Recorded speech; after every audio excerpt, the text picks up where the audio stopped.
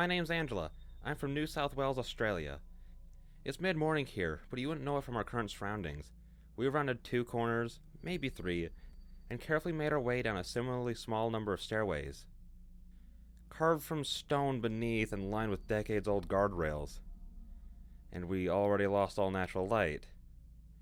We have our handheld electric torches and the aid of little glowing lamps stationed at semi-regular intervals all around. But if they were to go out, we'd be plunged into total, unforgiving pitch black. And that would be a real shame to say nothing of the fear factor, because despite the anxious nature of our mission, our surroundings really are beautiful. The cave through which we walk are vast and open beyond description. Great pale stalactites hang like spires of some ancient, impossible city from the ceiling. To crane one's neck to look up at them treats you to an exciting and exhilarating sense of vertigo. The lamps I mentioned earlier glow in a number of soft colors, low greens, pale blues, and deep purples, and they alight the world around in a magical and mysterious way. The rock formation in the corner of your eye look like sparkling giants, curious creatures resting in the shadows. Or as towering, fantastic buildings, home to any number of tiny, secretive cave-dwelling inhabitants. I don't know. I guess I let my imagination get carried away with me sometimes, and we have an important duty here in this cave. There were about 30 of us all together to start with, but 10 of our group has already veered off in pursuit. The pursuit of the missing girl. Disappeared 2 nights ago. The prevailing theory is she came down here alone and got herself lost. Probably looking for the Manab Gadarj, the greedy thing, snorts the woman in front in a haughty voice to her neighbor. Give me a break, I mutter quietly to the girl next to me. She's only 13. The Maban Karaj, for which the caves are named, are a pseudo-mythical set of precious stones, glowing quartz and gems that the caves are supposed to house, worth, in theory, an absolute fortune, even though it's not known if they've ever been found, or who even named the caves after them in the first place. As an ex-13-year-old girl myself, I can't help but feel like the more likely reason for the girl's disappearance was for a bit of bloody peace and quiet for some introspective thought. Maybe she wanted a mystical place all to herself in which to vent. I get it. The missing girl's name is Macy. She's been on the news and everything. That's where I saw the call for volunteers to help with this very mission. I'm no caving expert, but I've been here a couple of times with my folks. It's a good day out. The atmosphere today, however, is very different. Another group of 10 are sent down an adjacent set of stairs into the caves. Us remaining 10 continue our descent. The stairs round a corner of rock and our surroundings open up further, lined with great, far walls in the distance, glittering in the gloom on all sides. Whoa. It's gorgeous, I murmur. The woman in front turns round to me with a glare. Try to appreciate the severity of the situation, okay? Have a little tact. I flush with embarrassment, muttering an apology and hating myself for doing so. But then I don't know this woman. To be fair, she could well be one of the girl's relatives. Maybe that's why she felt confident in criticizing her earlier. I don't know, I tend to make excuses for people. I don't know if that's a strength or a flaw, but whatever. The girl beside me squeezes my hand though, which is nice of her. She's about my age, maybe 18 or 19. I think her name was Darcy. She has dark hair styled pretty nicely, especially considering we're going down into a cavern. Most of it is hidden under a hard hat anyway. I wonder what mine would look like dark. It's pretty light typically. I'm getting distracted. This is serious. Our remaining group of 10 splits in half, with 5 being led over to a little knee-high rope fence and down a passage to our immediate left. A man calls back to us, to the grumpy woman specifically. Are you alright to lead this one, Margaret? It's no problem if not. We can keep this group as 10 if needs be. The woman chuckles and adjusts her glasses.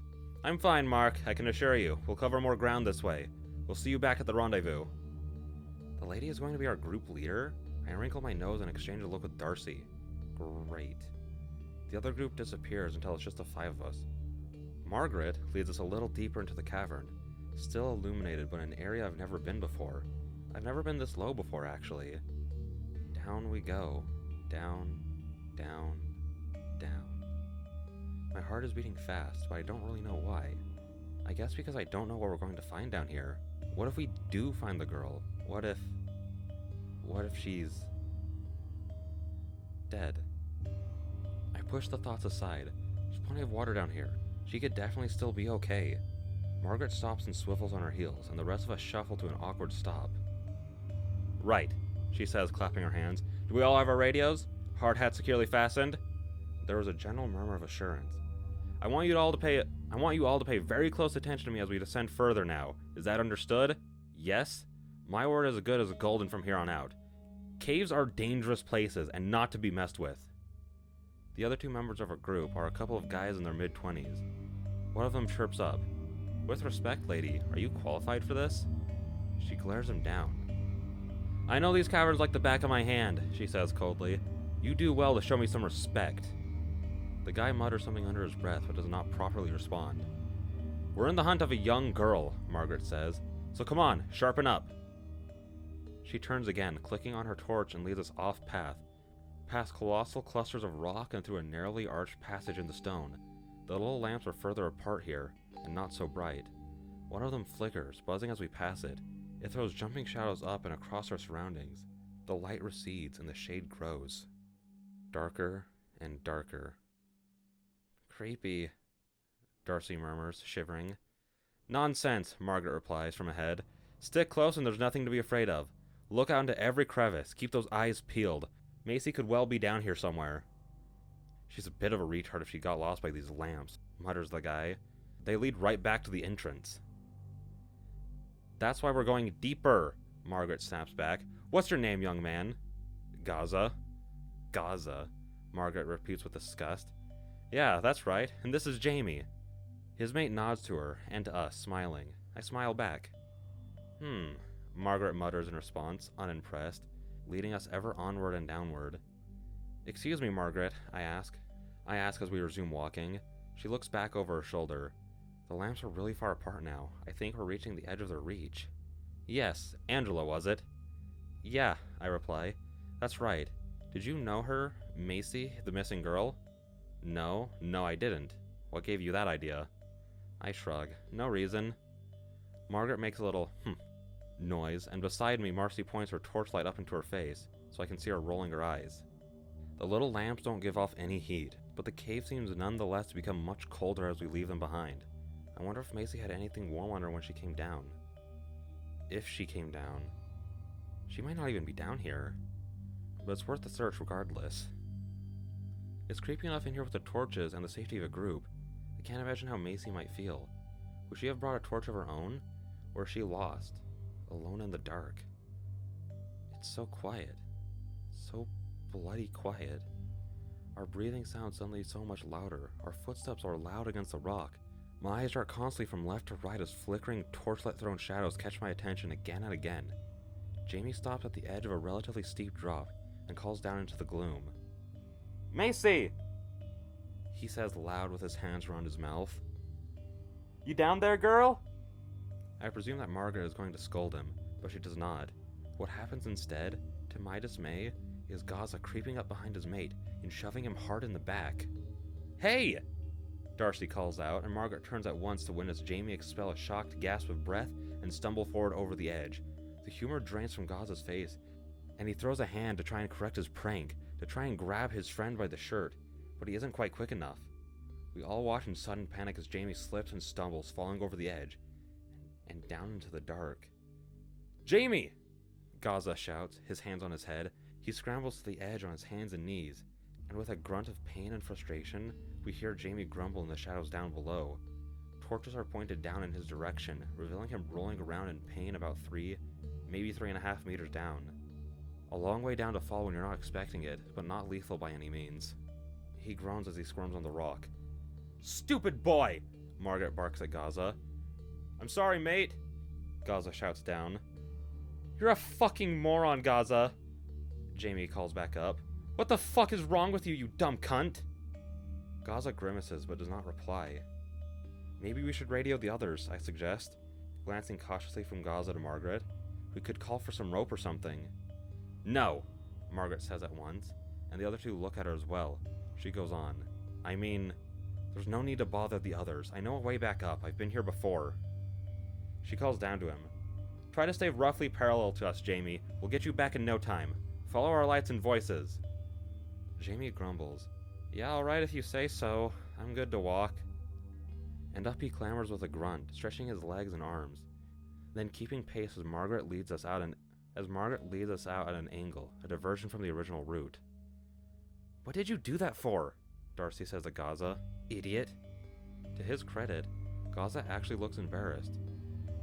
I know, yeah. It was an accident. He looks at me as well, rubbing the back of his neck awkwardly.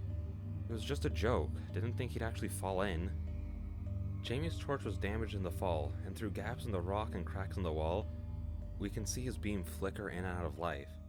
I make a noise of surprise as my foot comes down in a cold puddle. There's water around us now, and whilst it's difficult to see given our current surroundings, I can smell it. Dank and wet. Jamie's torch flickers again, cutting out this time for a good 5 seconds or more. We hear him swear and smack it against his hand before the device returns to full beam. "Fuck this!" he shouts up from a place out of sight. "If I find the damn gems, I'm not sharing them with you, Gaza." Gaza chuckles weakly. I doubt Jamie even heard. Are they real, do you think? Darcy asks the group as we walk single file through a narrow passage of rock. The gems. I've heard they glitter in shades of blue and red, great clusters of them. They'll be worth a bloody fortune, says Gaza. It's highly unlikely there are any actual gems, proclaims Margaret from the front of the procession, interrupting. And if there ever were, they'll be long gone by now. Try not to be so selfish. Selfish? Gaza snorts. Are you trying to tell us you wouldn't take even one if you saw one? You leave them here in the cave or they ain't gonna be good to anyone? She shoots an icy cold look at him. If there were any quartz down here, I can assure you I'd leave them well alone. They're artifacts. I'd log the location and inform the relevant experts so they could be studied. Bullshit, you'd take one. Margaret stops and turns to him. I would not, she retorts shrilly, and you would do well to wash your mouth, insolent young man. There's an awkward pause. Everyone all right up there? Calls Jamie from behind the wall of rocks. We carry on along our way. About 5 minutes later, Jamie returns into clear view, us four standing atop a ledge a mere 2 meters tall. We can haul Jamie up with relative ease. If he can get to us, that is. As between us lies a drop of incalculable depth, I peer over the edge. It goes down into the depths of the cavern, filled with mighty upwards pointing stalagmites. Jamie looks down into it, then back up at us, throwing up his hands. What the hell is this? I can't make it across there. I thought you said I'd be able to make it. I try to shine the beam of my torch down into the depths of the drop, but curiously, my light only seems to go so far. I don't understand it. It's as if the light is caught in an invisible film stretched across the gap. I struggle to make sense of it. Margaret says, rubbing her chin. It is admittedly a little wider than I remember, but you should be alright. What are you talking about? Jamie calls back. You don't want me to jump it, do you? No one can jump that far. That's insane. Have a little patience. Goodness. Margaret shouts back, then crouches to pick up a loose piece of rock from the ground. She leans over the edge and tosses a little stone into the drop. It falls past the height of our 2-meter outcrop, and then it disappears. My mind struggles with what it's seeing. It's as if the rock has struck the invisible sheet of film, rippling and vanishing from sight. And then I realize there is no drop. The hole in the cavern is nothing more than a body of water. A body of water so still, so impossibly still, that it reflected perfectly the view from above our heads. There were no stalactites pointing towards us. They were simply reflections of the vast stalactites pointing down. I can't help a little noise of amazement at the illusion. Whoa. You'll just have to swim across, Jamie, Margaret calls, and Jamie responds with a string of swears. You're such a fucking dickhead, Gaza. Gaza calls another apology over the pool. How deep is it, Margaret? Jamie calls. I don't know. Not deep, but you'll have to swim. Fuck's sake, he grumbles, easing himself into the body of water. After a pause, he shouts, Not deep? I can't feel the fucking bottom. Just swim, Jamie. He mutters to himself as he begins to drag his body, equipment, and all through the water. I won't be helping him, but he is a strong-looking lad, and he has no real difficulties in his progress. Illusion broken, the water has turned black and shivers with Jamie's movements. A breeze ripples the edge of the natural pool, little waves churning in Jamie's direction. Except there is no breeze. That's why the illusion worked in the first place. The air here is dead still. Listener, you might have experienced the next feeling. It's a rush of cold and deeply unpleasant panic. It's a fear that starts low and shivers its way up your body, It's the sort of feeling you are subject to when you realize you might have made a catastrophic mistake, or fucked up particularly badly in an important way. It's kind of what I feel like now, but it's more primal now, heightened by our alien surroundings. I try to speak out, but I can't. Down there in the darkness, something slithers through the water. I'm sure of it. Beneath the black surface of the little lake, there is movement. I finally force out the words, but I think Darcy might have seen it too. Jamie! I shout, and he looks up at me in shock. There's something in the water! Move! You have to move! And a faint light from an unknown source is made clear to us, reflected in the rippling on the surface. But its source is down in the watery deep.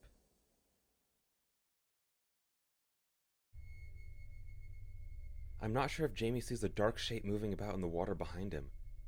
What he does see, however, is the panic writ across the faces of his team up on the ledge, illuminated eerily in the flickering of their torches.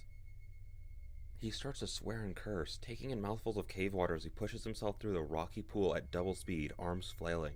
There's something in there, though. In the water. The shadow of something large, obscured by the rippling waves thrown out by Jamie's movement. It follows after him, and seems to cast up strange and sparkling lights from its own body down in the deep. Gaza is crouched down at the edge of the rocky drop, hastily knocking a little cluster of stones over the side as he reaches out an arm. Quick, Jamie! Jamie scrambles up onto the bank below, water pouring from the sleeves of his clothes as he half staggers, half crawls toward the steep ledge, reaching up to meet Gaza's grip. The two boys grab each other's wrists, and Darcy and I grab the hold of Gaza, and the three of us haul Jamie up onto the ledge. I look over his shoulder as we do so, but the shape in the water has vanished. The pool reveals nothing but shimmering ripples in the darkness. With a final grunt, we haul the soaking boy up onto the outcrop, and he lays there, panting and dripping as he runs a hand over his face. Thanks for your fucking help, lady. Gaza grunts at Margaret after he's caught his breath, but she isn't even looking at him. She's still staring wide-eyed down at the pool below. Impossible, she murmurs to himself. Nothing can live down here, nothing like that. What the fuck was it? Jamie asks through breaths, looking between us. Darcy shakes her head. She's gone pale. I don't know. I didn't really see it. I just saw movement, a weird shape. Angela? She turns to me. I grimace anxiously. I don't know, I reply quietly, but it was pretty big. Something about it was emitting a little light, too, but I don't know how. Alright, screw this, mutters Jamie, reaching down for his radio. He draws it up to his mouth and presses the button on the side. But the radio's LED fails to switch on. He tries again, then shakes it, and water spills out from the holes in the receiver. He swears again. Gaza, radio the others. I'm fucking done with this. Yeah, about that. I can't, I'm afraid, he says, glancing at Margaret. I don't have one. Turns out I did actually forget to grab one after all. He shrugs, and Margaret seems to return to awareness. She glares at him in disbelief. You what? Stupid boy, how careless could you be? So irresponsible. Darcy sighs. I'll do it, she says. But can we get moving already? We really need to get out of here. If we saw what we think we saw, then we're probably in real danger right now. She lifts the radio right up to her mouth and calls for help, briefly but succinctly explaining the situation. The device crackles, but there's no response. She tries for a second time, but is again met with only silence. Is it on the right channel? I suggest. But Margaret suddenly scoffs. We don't have time for this, she says. This is some kind of twisted prank, I presume. But anyone willing to pull a prank in a place like this very likely is dangerous. Follow me. Let's head right to the rendezvous. That didn't look much like a prank to me, Margaret, Darcy replies levelly, but the woman brushes her off. Quickly now, chop chop. A prank? Surely not. The rational part of my brain wants to believe it. It wants to believe it desperately. But it just can't. Jamie shivers as we fall bitterly back in step. Are you okay? I ask him, and he nods, smiling at me. Yeah, I'm alright. Sorry about all that swearing and stuff. I'm not usually like that. Oh no, it's all good, honestly. I give an awkward little laugh. No one's ever apologized to me for swearing too much before. It's actually kind of sweet. You can be honest with me, by the way, he says quietly, shooting a look back over his shoulder into the darkness of the cavern behind. Is there anything you're not telling me? There really was something in the water, wasn't there? I nod. Yeah, Yeah, there was something in there. It looked, I don't know, kinda reptilian, I guess. I didn't get a good look, but by the way it was moving. Slithering. I trailed off and Jamie asked me no more questions. We do start to walk a little faster, however. After about 10 minutes, the beam of my torch catches an enormous stalactite far in the distance of the cavern, surrounded by an almost perfect ring of smaller spikes in the shadowy ceiling. Hey, I say softly, did we pass those stalactites on the way down? We didn't, Darcy says with certainty. She stops. Margaret, where are you taking us exactly? This isn't the way we came down. The boys stop too, but Margaret doesn't. She doesn't even turn around. I know the route. We're heading right to the rendezvous. Margaret, the rendezvous is back up closer to the entrance. We seem to be going back down, says Darcy. I know where I'm going, the woman snaps. Have you any idea how many times I've been down into these caves? I'm the last person to get anyone lost. Have a little respect. Hello? There's a fucking monster down here, lady, Gaza shouts suddenly. Is this the way back up or fucking not? My name, Margaret replies with a shriek, spinning on the spot and jabbing a finger into Gaza's face, is Margaret. Her final word echoes around the vast and gloomy walls of the cavern. Margaret, we hear ever fading as it bounces off the rock, steadily disappearing into the dark. Silence follows for a few long moments, and then it evaporates, broken by the sound of an approaching hiss, like a gas leak, and at first that is what I believe it to be, until it suddenly drops in tone, becoming louder and more throaty. With a shaking hand, Darcy slowly lifts her torch back the way we came. I turn to follow the light of the beam. It catches on the edge of something enormous between the rocks, slithering through the cracks like a living shadow. It snakes away from the light, and the hiss grows louder. It's after us. Margaret! Gaza shouts, grabbing the woman by her shoulders with such force that their hard hats knock together. The way out! Which is the way out? She stares at him in silence. The edge of hysteria creeps into the group. Margaret's name is shouted several more times, drowning out the sound of the encroaching hiss, until... This way! It's this way! She says, gathering her wits and hastening away between two narrow walls of rock. We follow, jostling and pushing into line, though the crevice is only big enough for us to move in single file. And as fate would have it, I found myself at the back of the procession. We're moving at pace, but it's just not fast enough. We're still going too slowly. Is this what happened to the missing girl? I can't help but think. To Macy? Lost to the hunger of this monstrosity in the dark? My heart thrums loud in my chest. I spin around and cast the light of my torch behind me. Beyond the edge of the crack in the wall, I see the rough shape of our pursuer, ever just out of sight, creeping and crawling from rock to rock, as one with the dancing shadows in its approach. Faster, I murmur with fear, then louder. Please just hurry as much as you can. I push up against Gaza in front of me. Fuck, I'm going as fast as I can, he says to me. I've never been much for confrontation, but needs must. Move! I shout, forcing him faster as the torchlight catches again on the thing in the shadows. It's getting closer, I can tell. Would it be able to fit down the passageway? I don't want to find out. After a terrifyingly long 2 minutes, we push out into a wider cave, stumbling over each other. And there's a splash, then another, an exclamation of alarm, and then my foot comes down in a body of dark water, just below knee height. I'm not expecting this drop and I panic, dropping my torch into the water as I slip. I steady myself and then reach down to grab it, shaking it, but already the device's light has started to flicker. We're in a roughly roundish room of slippery stone. Sharp spires of ever-eroding rock hang menacingly overhead, and the walls are filled with a number of holes at varying sizes.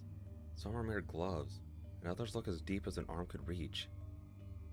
But others are tunnels, black tunnels that lead away into pitch darkness of the unknown. Jamie looks around bewildered. Gaza has his head in his hands. Darcy tries her radio again, and I peer back into the crack through which we clambered. I raise my torch, and it flickers. It catches on a great monstrous shape, squeezing its way towards us. A picture of rippling scales and shiny shell, segments that cascade over and into each other, like the mechanisms of some twisted alien machine. The torch flickers again, then cuts out. The view is lost. Guys, I scream, where do we go? You've lied to us, Margaret, says Darcy, slowly turning to face the woman that led us here, her teeth clenched. You don't know where to go, do you? Do you? I don't understand, Margaret stutters. I could have sworn. On the maps, this area. I swear this area is supposed to lead us eventually back up into the main passage. Maps? Jamie cries out, which Gaza repeats. You've only seen this place in maps? He says angrily. I thought you said you've actually been here. Fuck! The hissing grows louder. Scratching and wet scabbing becomes louder at the edge of her hearing. I am hit by a sudden wave of terrible claustrophobia. We are trapped in here. Trapped in this rocky room. I start to feel like the walls are closing in and my breathing becomes shallower. And the water around my legs tricks my brain into thinking that I'm struggling for air. I hate it. I hate this. How the hell did this happen? If I knew then how much worse my claustrophobia was about to become, I probably would have been taken in the grip of a panic attack right then and there. When the moment came, however, it all happened far too quickly for me to give this situation much mental analysis. Margaret was babbling some nonsense, genuinely flummoxed, or caught in her own arrogant lie. We never find out. It's fucking coming, says Gaza. I can see it. What about these tunnels? Asks Jamie, the terror evident in his own voice. Where do they lead, Margaret? Do you know? She doesn't know a damn thing, says Darcy with disdain. And I don't think we have much of a choice. She raises her torch and casts a light over the tunnels closest to the water. They are not large. There's not even enough space to crouch. If we're going through, then we're going to have to crawl. Gaza, Jamie, you two take that one. Angela, you're going to go through this one with me, okay? I can only nod. Margaret, go wherever the hell you want. Margaret pushes past us at once and jumps into the tunnel a little further to the left, muttering to herself in fear. Do they all go to the same place? I ask her as she passes. The tunnels? They must do! She shrieks. The map! Screw this, Jamie says. She hasn't got a clue. Girls, good luck. Here's hoping we'll see you on the other side. And he pushes hastily through the water and scrambles into the lowermost tunnel with a splash from his feet, disappearing quickly into the dark. Gaza follows. Darcy turns to me as the scratching and hissing grows louder. You go first, okay? I'll be right behind you. Darcy? You can do it! Go on! Quick! Quick! I do so, for her sake. I scramble into the tunnel on the right. It's dark. So terrifyingly dark. My torch flickers in my hand, and lets out a warning little buzz every time I inadvertently smack it against the rock. As part of my hasty crawling, the sound of my breathing increases tenfold. It echoes around and around my head. There's so little space. I can feel all the dank, slimy walls of the tunnel press against me as I crawl. And ahead there is only darkness.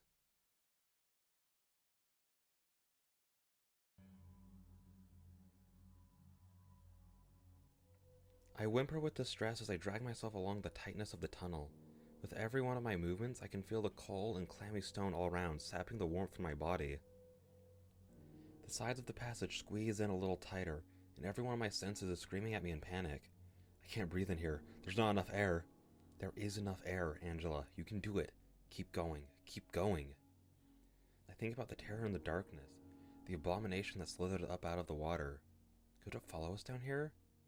No, surely not. It's too big. But then, I didn't think it would be able to follow us through the crack in the rock that Margaret led us through either. So I don't know. I just don't know. I let out a shout of fright as something knocks into one of my feet, before I remember that Darcy is right behind me in the tunnel. Stay calm. Stay calm. My torch has gone dark again. Darcy has hers switched on, but the tunnel is so tight that next to none of the light makes it past my face to illuminate the way ahead. I smack my device with the back of my hand a couple of times and it sputters back to life. The tunnel goes on. Breathe, Angela. Breathe. Do you think Margaret's right? I call back to Darcy. Do you think all the tunnels link back up? What? She calls back. It's too muffled. She can't hear me. My torch cuts out again, and the way ahead is lost once more in a shadow as I crawl. I grunt with frustration. I said, do you think Margaret is... My voice catches in my throat as mid-crawl my form lands on nothing but air. And I take in a sharp breath as I lurch suddenly forward. My torch slips from my hand and bounces away, down into the dark. Every time it smacks against the rock, the light flickers on, then off. On, then off. Granting me fleeting glimpses of the sudden steepness of the tunnel, sloping down into shadows. Darcy, I don't know if I can do this, I shout out loud. Angela! I don't want you to panic, but I can hear the thing moving about in the water back in the cave. I suppress the fear. I can't let it out here. Not now, not in this place. So down I go. I try to keep a steady crawl, but soon I lose any hope of grip on the slippery stone. Not even by wedging my limbs against the sides can I do much to slow my descent, and I find myself tumbling down through the darkness, eyes wide and adrenaline racing. I can just about see the faintest of glows from my torch, from wherever it is that it landed. And it allows me to see the faintest of highlights of rock as it rushes right by.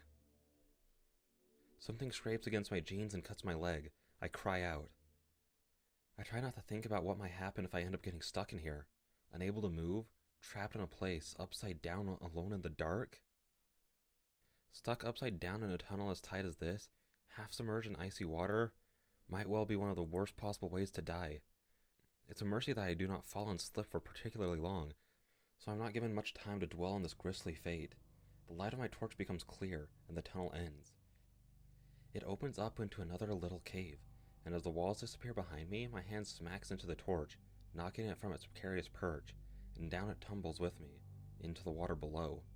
I shriek as I hit the surface with a great splash. The bubbles rising past my ears as my surroundings are lost to a world of dark water. But there is, at the least, space. I can kick and move my limbs about freely, and I do so, pushing my way quickly back to the surface with my torch in hand. I gasp in the air of the cave and swim over to the side, clambering out onto the rocky little ledge. Ugh.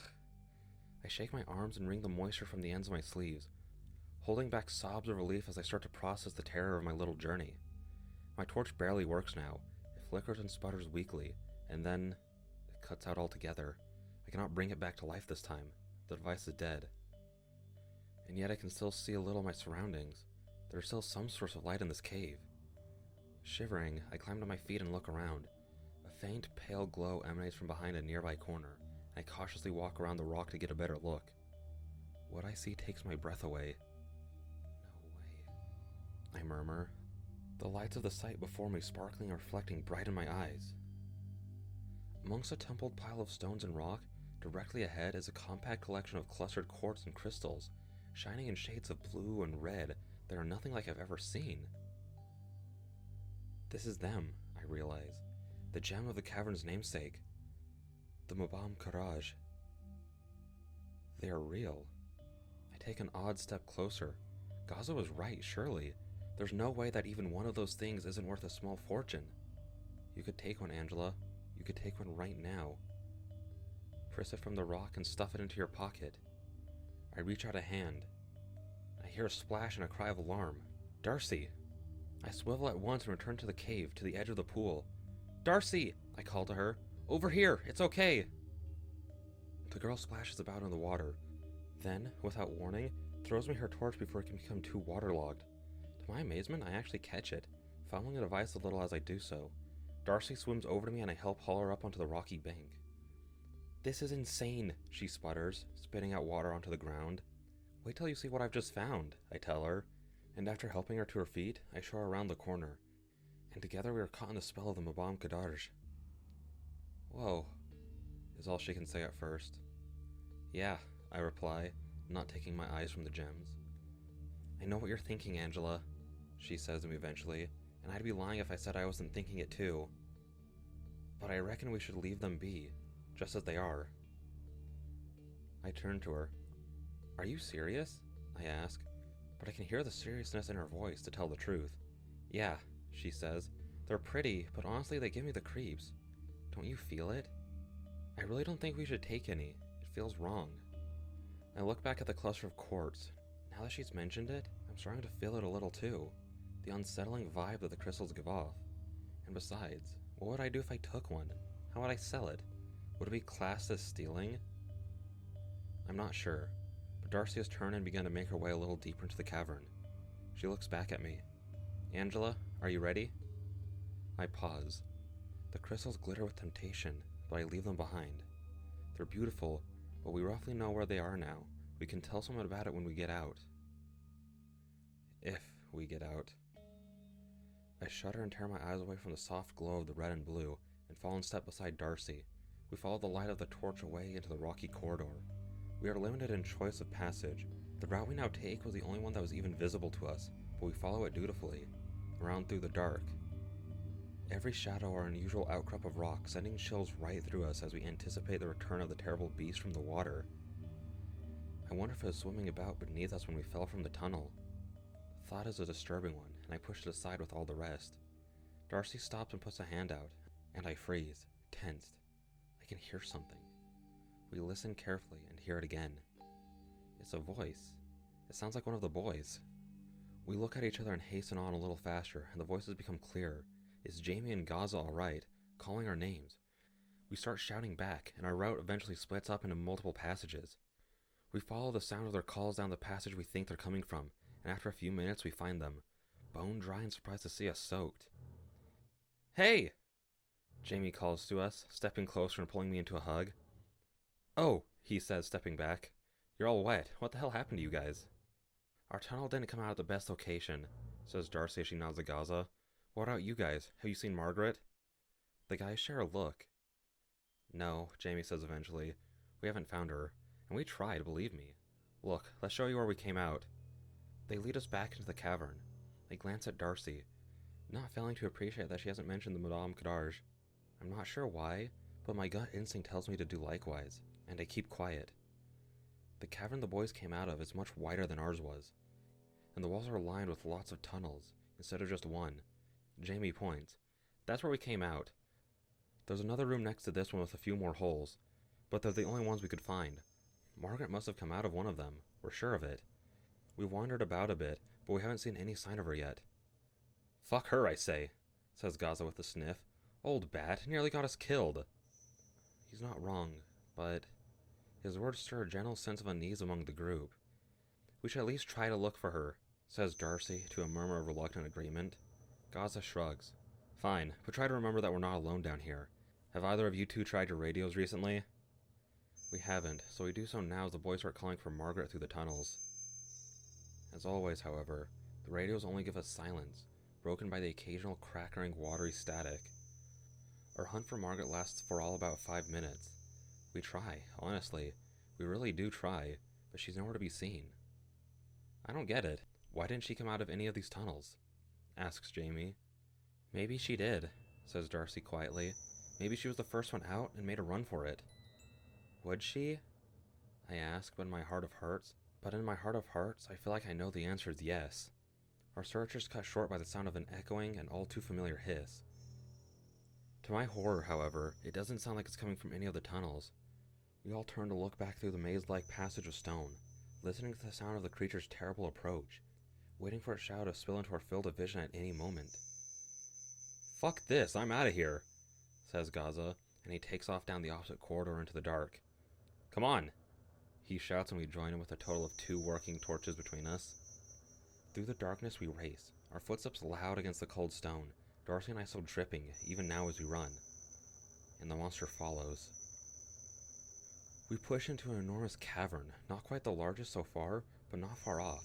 Great pillars of shimmering rock rise up all around, and for the first real time in our expedition, we find ourselves with the option to climb higher, instead of being forced lower.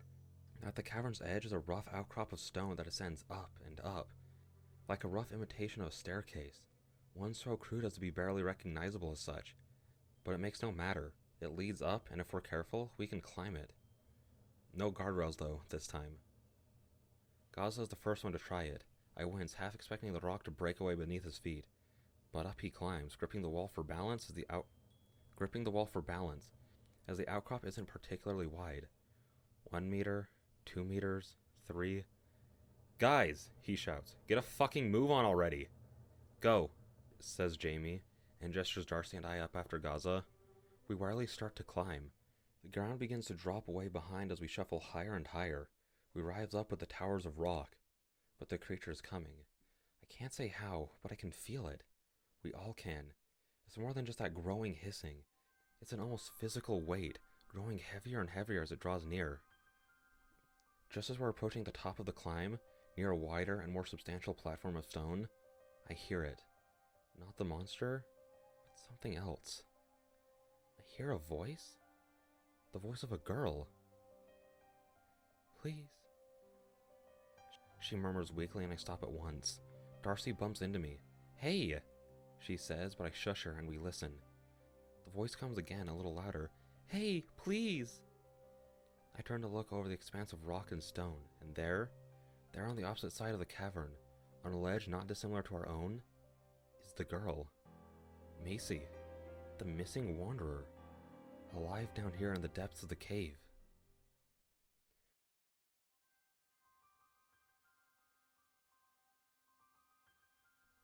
Oh my god, Darcy murmurs, then she calls out, Hey! Hey, are you Macy? The girl does not reply but nods and begins to sob. I feel the great weight of the gaze of the monster on the back of my head. It's in the cavern. It can see us. Gaza scrambles up onto the rock ledge above us. He turns around and makes a hurry-up gesture with his hand. Guys, we gotta fucking move. I'm not kidding about here. I can see the monster in the darkness. It's right behind us. What about the girl? I ask him, and watch his eyes dart over to her, then back. He says nothing, but I can see intention in his face, only half illuminated in the torchlight as it is. He means to leave her behind. Perhaps he senses this. We can come back for her, he says. We know where she is, but we gotta go. I've never been a hugely confident or decisive person, but I feel something now, a burst of energy that I can't ignore, and I refuse his will. I toss my torch to Darcy and push past him. I need no deliberation here. Angela? Angela! He shouts, but I ignore him.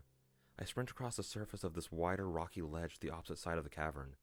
Macy's own outcrop hangs just a little lower. It provides an excellent view of the cavern below, or at least it would if there was a little more light. And a slow, steady leak in the rock above fills a little pool to the girl's side. Perhaps this is why she chose such a location to rest. I scramble down onto my hands and knees and reach out a hand. Come on! I shout. Grab my hand, let's get you out of here. Then a little quieter. It's okay. We can help you. For a moment, the girl does not move. She only stares at me, as if she's actually too afraid to trust that someone has actually come for her. I'm about to hop down onto the ledge myself and help her to her feet, when the rising hiss through the darkness bids her stir. She reaches up a shaking hand and I grab her wrist. It's so thin. A shadow moves in the darkness below us, great and oily. The wild and wavering beams of the remaining flashlights allow us a fleeting glimpse of slick, sparkling shell and scale. I grimace and haul Macy up onto the platform. JC races across as I do, and helps Macy to her feet. She squints and slams shut her eyes as the beam of Darcy's flashlight passes across her face. Her legs shake. Come on, I'll carry you, Jamie says, lifting her up onto his back, and away we run, across the ledge, meeting up with Darcy halfway across the platform, and with Gaza still at the far end. Fucking move! He bellows, and to my horror, I catch a glimpse of an enormous creature slithering its way up the cavern wall, climbing and clambering towards us. With Darcy and Gaza at the front with the torches, we race through this new level of the cavern, round columns of spiraling stone along natural pathways and between great, still black underground lakes. At least, I think they're lakes. They're so motionless down here in the depths, so undisturbed, that I cannot tell if they are indeed the illusions I now expect them to be, or are actually the great holes to the rocky world below that they're pretending to be. Either way, it matters little to us in our current state. Gaza and Darcy are trying to lead us vaguely upwards, but they don't know where to go. None of us do. So we just run, onward through the solemn stone of the secret landscape. Gaza eventually drops to his knees and starts to crawl through a tiny arc in the rock. Darcy, after the rapid inspection of the area, follows. Jamie sets Macy down and she gets the picture, crawling after them. Jamie and I do likewise, and it's not until we're through to the other side, in a smallish room of smooth, curved stone, that we feel safe enough to just stop for a minute and rest. That terrible hissing, mercifully, has disappeared. For now. As we get back our breaths, an uncomfortable tension hangs in the air. You meant to leave Macy behind, I want to say to Gaza. It's true, he wanted to leave her where she was. I know that Darcy at least feels the same way. I can feel her beside me, but neither of us say anything. There's a time and place for such a discussion, and right now is neither. I hear Macy sniff in the darkness. Does anyone have anything to eat? She asks softly, We are forced to reply apologetically that we do not. My own stomach rumbles, reminded for the first time today how hungry I am. Macy, I realize, must feel 10 times worse. So what happened to you, Macy? Darcy asks eventually, as her eyes begin to adjust to the dark a little. Only a little, mind you. I can only see the very, very rough edges of my comrades' silhouettes, and even then, only when I'm looking directly at them. How did you get lost down here? It was stupid, she says at once. I shouldn't have come down, I really shouldn't. I often sneak in, I don't live so far away, but this time I don't know, I went a little deeper? I was curious. My phone jumped from 11% to 0, and I panicked. I started trying to retrace my steps in the darkness, and then I thought I saw some light at the edge of the cavern. I thought it was the lamps, the ones around the trails. But the light never got any brighter. I followed it deeper and deeper, and then it just went out. I know I was more lost than when I started, so I found a place to sit and to wait. But no one ever came.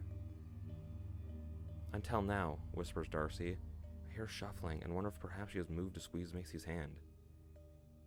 Did you have to crawl through any tunnels? Gaza asks after a beat. What? No, that sounds awful, Macy replies. Good, so there's definitely another way out then, the boy murmurs, and it's a valid point to be fair. Did you see anyone go past you, Macy? A woman, perhaps? Asks Jamie. No, the girl replies. You guys are the first people I've seen in... I don't know, actually. I don't know how long I've been down here. Another pause. The monster is real, isn't it? That's why we were running just now. Have you seen it before? I ask her. In my dreams. At least I think they were dreams. It became really hard to tell what were dreams and was real.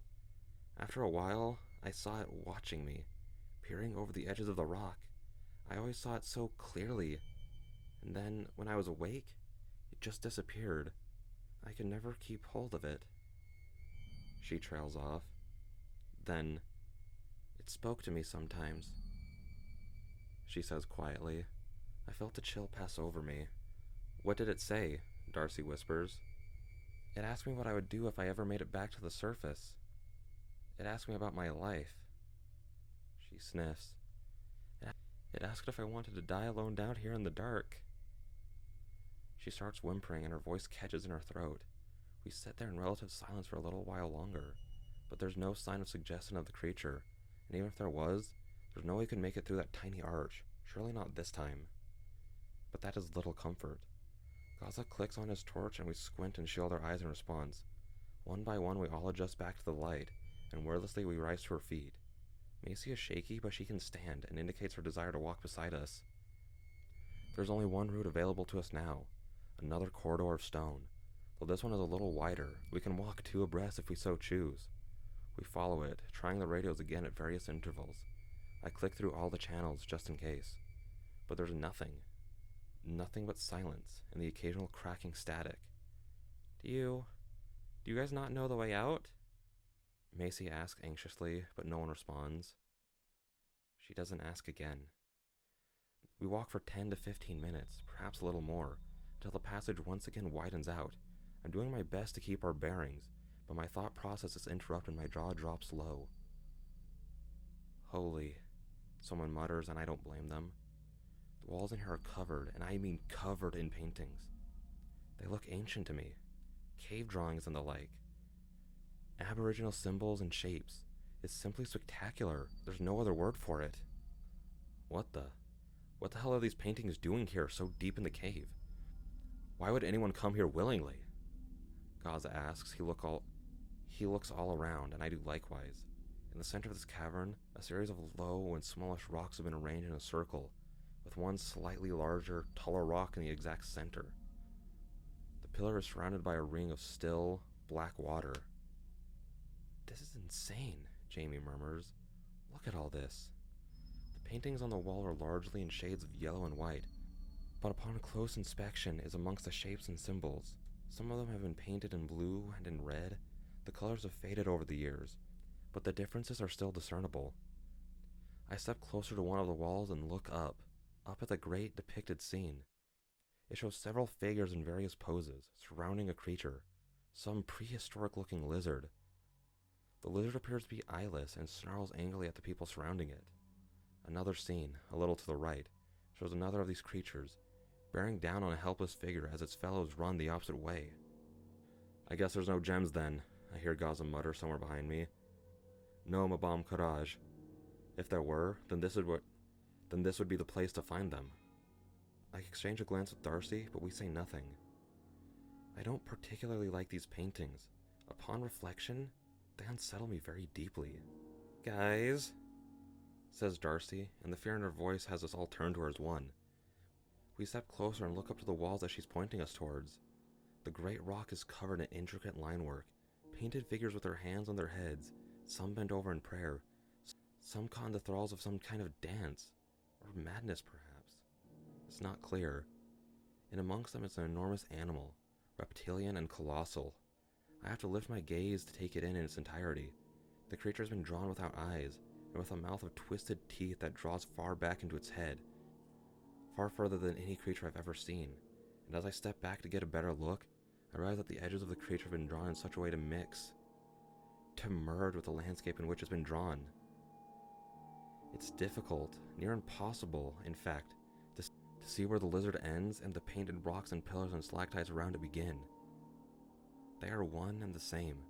The colors blend and the lines flow into and out of each other.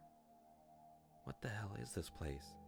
Jamie says quietly, and then a noise causes all of us to jump in alarm. Gaza cries out in panic and swears, and someone lets out a shriek.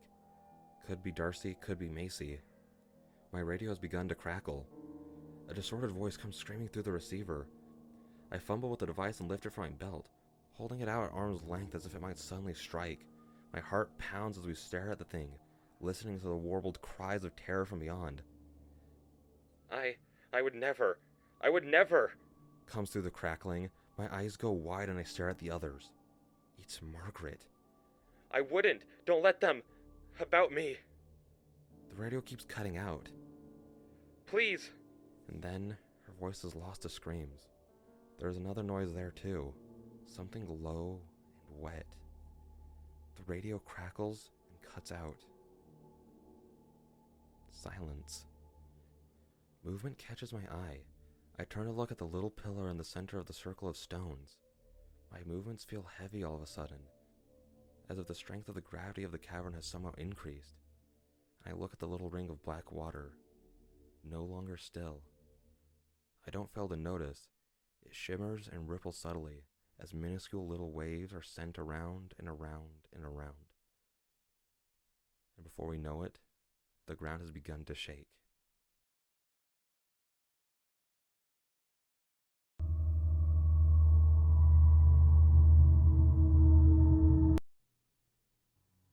From all around there comes a low, deep rumble, one that seems to shiver the very rock beneath our feet. "Guys?" Jamie says, but his sentence goes unfinished. The pillar in the center of the cavern, ringed by stone and by the dark, shifting ring of water, has begun to glow. Not from the rock itself, you understand, but from a multitude of tiny, minuscule holes all across it, holes that I hadn't even noticed before. Little pinpricks of red and blue light filter out and into the cave, and Gaza takes a step towards it, the light sparkling in his eyes. Except he's not looking at the pillar. He's looking down into the water. "It's them," he murmurs. "The gems." I follow his gaze, and sure enough, there they are. Another cluster of those ethereal quartz and crystals, glittering just beneath the water's surface. "I always thought there would be more," Gaza says, seemingly unconcerned by the tremor that shudders through the walls and ground. "I heard that there was a whole field of them." Still, he reaches down. Crouching slightly, he reaches out a hand towards the water. "Wait!" Jamie shouts at him, and Gaza pauses, turning back to his friend. "Don't do it!" "Why?" Gaza asks. A flicker of confusion passes over Jamie's face. "I don't..." He struggles for words. "I don't know. It just feels... It feels wrong." "Feels wrong? Fuck off, mate." Gaza replies, but Jamie darts forward and grabs him, shoving him away from the water and the pillar and out into the cavern. "What the hell are you doing?" Gaza shouts angrily, stumbling but keeping his footing, shoving Jamie right back, and as the two threaten a fight, the walls of the cave, to my horror, start to move. The painted shapes and figures start to twitch and writhe as if they are dancing or desperately waving. But it isn't them, I realize. It's the rock upon which they are painted. I watch in terror as an outcrop of stone starts to crack and chip. A large reptilian leg pries itself free. A great snake-like segmented body becomes clear in the darkness, and it starts to steadily climb down the walls. "It's in here!" I call out to the group in alarm. "The creature is here!" And that's when I see the second of the creatures, and the third, and the fourth. There was never just one. They are everywhere. They start to appear across the high ceiling. Boulders in the corners of my eyes start to uncoil. I see them slither from the rock piles at the cavern's edge. The hissing returns and rises to a terrible chorus. I look around at the others, and I see that Darcy is already encouraging Macy through a tiny gap in the wall, close in size to those terrible tunnels. Macy crawls through, army style, and disappears from sight. Darcy calls out to us, "Guys!" Jamie positions himself between Gaza and the gems. Gaza swears at the boy and grits his teeth. He casts one long, lingering look at the gems, sparkling and shining in the ring of water, then tears away his gaze and heads reluctantly for the crack in the wall. Jamie grabs my hand and pulls me over. I crouch down at the entrance to the gap in the wall and follow the others. "Jamie," I begin, but he hurries me through. "Just go!" So I do. I see them gather behind him, the creatures, shifting shapes in the shadows, and I bitterly look away as I push myself through the tunnel as fast as I can. My leg stings where I cut it earlier, but I ignore the pain, as well as the bruises forming on my elbows and knees, and follow the others through the dark, scrambling across the stone, my breathing loud in my ears. And once again, to my relief, the tunnel does come to an eventual end. And to my greater relief, there's Jamie crawling out of the tunnel behind me. "Jamie!" I say with a grin. I can't help myself, and I help haul him to his feet. He is deathly pale and silent. He manages a weak smile as his eyes meet mine, but he says nothing. "Quickly, but Christ, watch your footing! Single file, okay?" comes Darcy's voice, and I turn to see what she's talking about. The way ahead is obvious, but dangerous. Before us lies a narrow bridge of rock that extends across the length of a great chasm, and to our right, my heart sinks. To our right, and half embedded in the stone, is an enormous lizard-like skull. It is beyond massive, whale-like or bigger. The bridge of rock which we must now cross is at the rough level of the skull's lower jaw. Those jaws are lined with hundreds upon hundreds of teeth, of varying shapes and sizes. The skull is eyeless, eye-socketless, I should say. Where one would expect to see gaps for eyes are just layers of smooth, cave-darkened bone. There's no real time to stare in awe, or to contemplate. Darcy pushes on ahead, carefully making her way across the bridge. One wrong step, and she'd fall, down to the rocky depths below, lost forever. Like Margaret. I shiver. What happened to that woman? Her desperate words through the radio ring through my head. I put my arms out for balance as I cross the bridge. I am no longer sure if I can hear the hissing at the edge of my hearing, or if I'm simply imagining it. The echoey ambience of the cavern plays nasty tricks on your hearing. With a final stumble at the far end, Gaza reaches out to balance me. We wait for Jamie and then sprint up away into the caves. Macy struggles with the effort, and Jamie once again helps her up onto his back. I pant with growing exhaustion. They're never gonna stop, are they?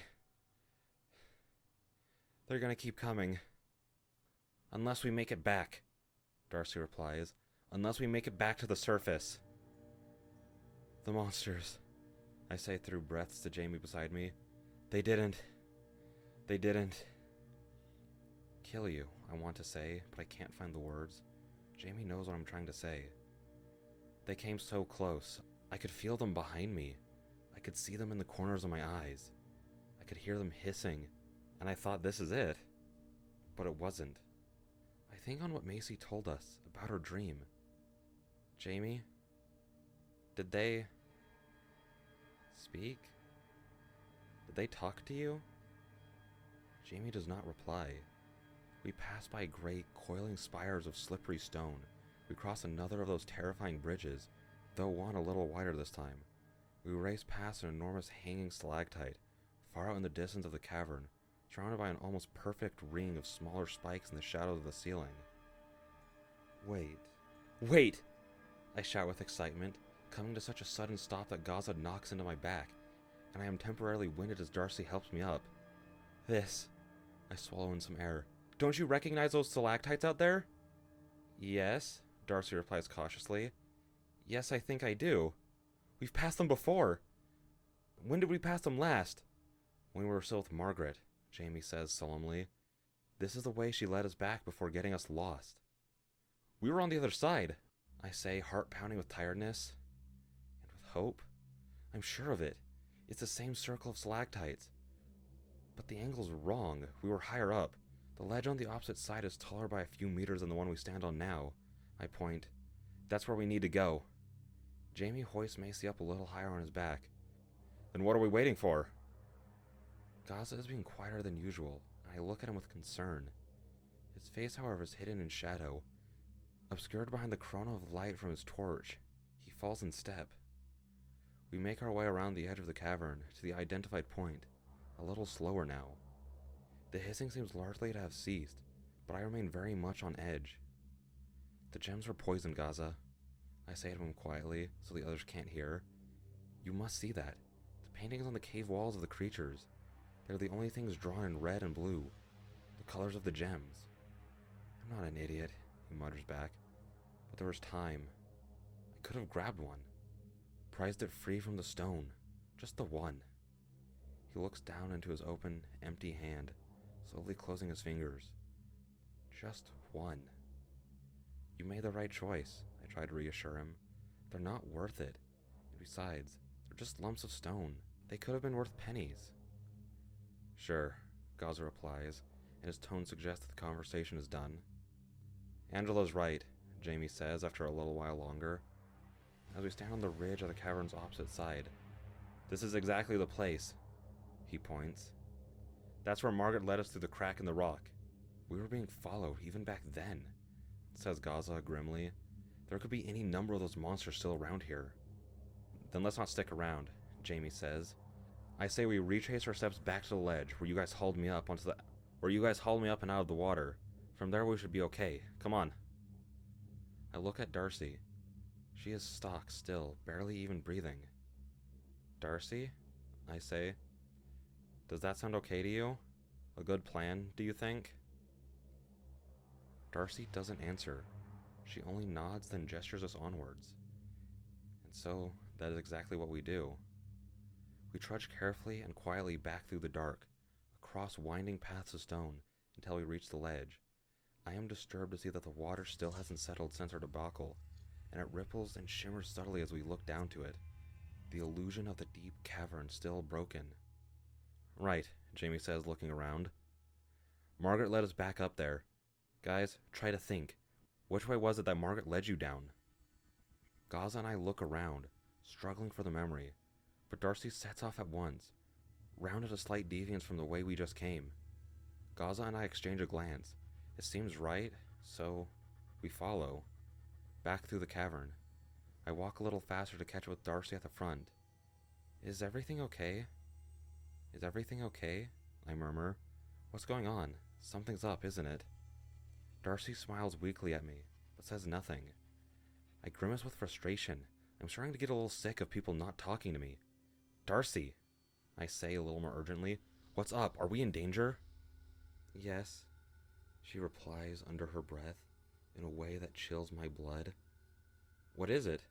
I ask, glancing behind us into the dark. The others aren't far behind. It's been watching us since the stalactites, Darcy mutters, almost imperceptibly. Angela, don't look. But it's on the ceiling. It's right above us. It's above us right now. A terrible wave of icy fear passes through me, and I know that she is right. Simply by speaking the words out loud, I know that they are true. My ears pick up the slight scuttling, one I hadn't noticed before, back when I'd only been listening for that terrible hiss. Directly overhead. I can see it in my mind's eye, crawling and slithering around the rocks up above, one with the shadows and stone in its pursuit. Why? I consider with terror. Why wouldn't it just strike? Margaret's screams through the radios return to my memory. Just keep walking, Darcy whispers. Keep moving. So we do. Back past the puddles. I cringe and panic as I step down into a particularly deep one, making a noise that echoes into the darkness. But nothing happens. Up we clamber, up past familiar pillars of rock, back past the place where Gaza pushed Jamie over the edge. And there, up ahead, is the greatest thing I've ever seen. Round a corner of rock comes a faint, purple glow. It's the glow of one of the lamps. I'm sure of it. The lamps they use for the trail. I don't dare to believe it until the corner has been rounded, and I can see the lamp with my own 2 eyes. The relief amongst the group is palpable. Yes! Shouts Gaza. Fucking yes! We made it. Oh Christ, we made it. Jamie breathes with relief. Macy has begun to cry, but Darcy and I remain silent. The lamps are obvious now, glowing in faint green and turquoise and purple. They'll lead us back to the entrance. Darcy's radio begins to crackle, and through it comes the voice of a man. The man from the beginning, I remember. The one who asked Margaret if she was alright to lead. Third call, comes his voice, rich with concern. Third call for Task Group 5. Please make yourselves known and return to the rendezvous. We're calling off the search for the day. Repeat, we're calling off the search for the day. Darcy brings up the device to her mouth. We have her, she says. Fear and excitement and hope all rolled into the inflections in her voice. We found Macy. Please get everyone out of the caverns as fast as you can. Over. The group scurries up behind her, back to the safety of the light. And perhaps, against my sense of better judgment, I allow myself one final look. One last quick look behind me. And my eyes are caught at once in the spell of the gems. For there they are, just a little further back in the caves, beyond the immediate reach of the lamp. Glittering in shades of ruby and aquamarine in the darkness, a cluster of shining, shimmering quartz. How did we miss them? They were right there this whole time. How do we pass by them so easily? I think about what I said to Gaza. They're poisoned, I had said. I had said so matter-of-factly. I told him that he made the right choice by leaving them behind. I can feel the red and blue light sparkle bright, reflecting in my eyes. How arrogant of me to say such things to him. After all, what do I know, really? I wouldn't have to tell the others. I could walk right over and prize one free. I consider it. I really, really do. Perhaps I would have done if the lights of the gems hadn't suddenly gone dark. I blink. Where once there were beautiful crystals, there now sits perched on the rock a simple cluster of dark stone, broken, dull gray shards. And this cluster moves. It moves along with the rock upon which it's held, and the rocks around it too. Just beneath the cluster, the long, dark mouth of the reptilian creature becomes clear. It snarls silently with its long, black jaws full of terrible teeth. The segmented shell of its snake-like body cracks free from its surroundings with a little burst of stone, and a lizard-like leg is suddenly visible at its side. I am frozen in terror. I cannot move. To move would be to make noise. I am silence itself, staring, with a final, low, warning hiss. A deep, crocodilian noise from the back of its throat. The shadowy lizard turns away, and the lightless black rocks upon its head go with it. Away it slinks, back down into the depths, back to the shadows of its home, disappearing into the darkness. I back away, one step, then another. Then I turn and I run. I run after the others, back up the cavern towards the entrance, through the welcome light of the lamps. And so, we told them all our story. Our talk of monsters and skulls and the gems were listened to thoughtfully, but they didn't believe a word. You could see it in their eyes. Macy was returned to her family, the caves have been sealed off pending further investigation, and a more qualified team of professionals have gone down in search of Margaret. She was never supposed to lead us so deep, apparently. Would she have done, if Gaza hadn't pushed Jamie off the ledge? Maybe. Maybe not. We'll never know now, because they're never gonna find Margaret. They didn't hear her final message through the radio. They didn't hear her screams. And I find myself these days thinking often of a particular conversation, a conversation that took place between Margaret and Gaza on our initial way down, regarding the crystals. It's highly unlikely there are any actual gems, Margaret had claimed with such certainty. And if there ever were, they'll be long gone by now. Try not to be so selfish. Selfish? Gaza had snorted. Are you trying to tell us that you won't even take one if you saw one? You leave them here in the cave where they ain't any good to anyone? If there were any quartz down here, I can assure you I'd leave them well alone. They're artifacts. I'd log the location and inform the relevant experts so they could be studied. Bullshit, you'd take one. Margaret had shrieked in response with such vibrant, outraged indignation. I would not!